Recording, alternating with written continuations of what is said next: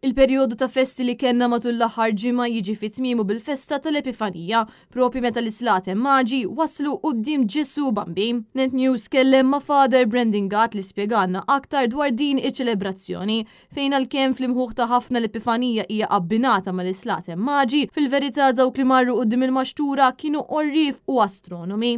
Dak li ċelebrajna huwa dak li għamel il-mulej li ovvjament qed nitkellmu fih dan il-Knisja, l-fidi tal-Knisja, il-mulej li jinkarna ruħu li jsir bniedem bħalna biex isalvana. Imma issa l-Epifanija qisu l-pass li jmiss biex ngħidu hekk allura qisu il-bnedmin li jridu jilqgħu dik. U tradizzjonalment l-Epifanija anke minħabba il-preżenza ta' dawn li aħna ngħidulhom slaten maġi, slaten ma kienux kienu nies qorrief, kienu qishom bejn xjenzjati u astroloġi ta' dak iż-żmien. Dak iż-żmien qed ngħidu 2000 sena ilu, mod speċjali fis-slaten bħal Persja, eċċetera, kienu kollhom dawn l-orrif li kienu jinterpretaw dak li qed jiġri fis-sema, jiġifieri l-kwiekeb, constellations u dawn l-affarijiet. Iżda Father Brendan għalinna wkoll li fl-Epifanija qed niċċelebraw il-fatt li Ġesu ma ġiex biss fid-dinja biex jibqa' f'Betlehem jew fl-art imqazza, iżda ġie biex isalva lil bnedmin kollha. Għana li dawn il-maġi li jiġu mill-bot, jiġu mill-vant biex jagħtu l-qima tagħhom lil Ġesu.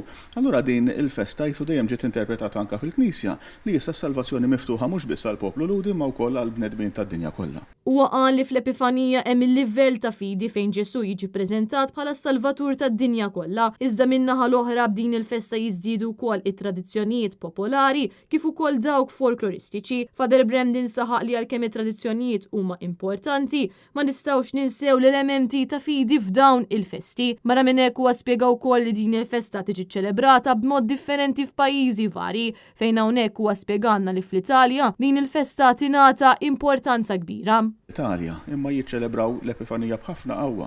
Il-Befana jgħidula, jiġifieri huma għandhom l-ekwivalenti qisu ta' Santa Claus, imma l-Befana din qisha saħħara li tiġi ta' ir-regali pereżempju lit-tfal. Għax propju Befana hija korruzzjoni ta' Epifanija. U t-tiżjin tal-miliet meta l-aħjar li nibdew inneħħuhom. Hemm min jgħid wara l-Epifanija, jiġifieri jgħid għall-inqas żommuhom sal-Epifanija. Hemm min jgħid kieku rridu nistgħu nżommuh sa 2 ta' frar meta tkun il-festa tal-Kandlora, jiġifieri teknikament il-festa tal-preżentazzjoni ta' Ġesu.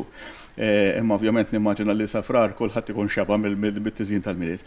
Imma naħseb jekk aħna nżommuhom imqar għal dak li huwa t-tiżjin essenzjali bħal l-bambini jew il-presepju sal-Epifanija li qasa meta tkun għadda. L-Epifanija dejjem tiġi issa iċċelebrata mhux fis-6 ta' Jannar imma il-ħadd ta' wara l-ewwel tas-sena jkun meta jkun.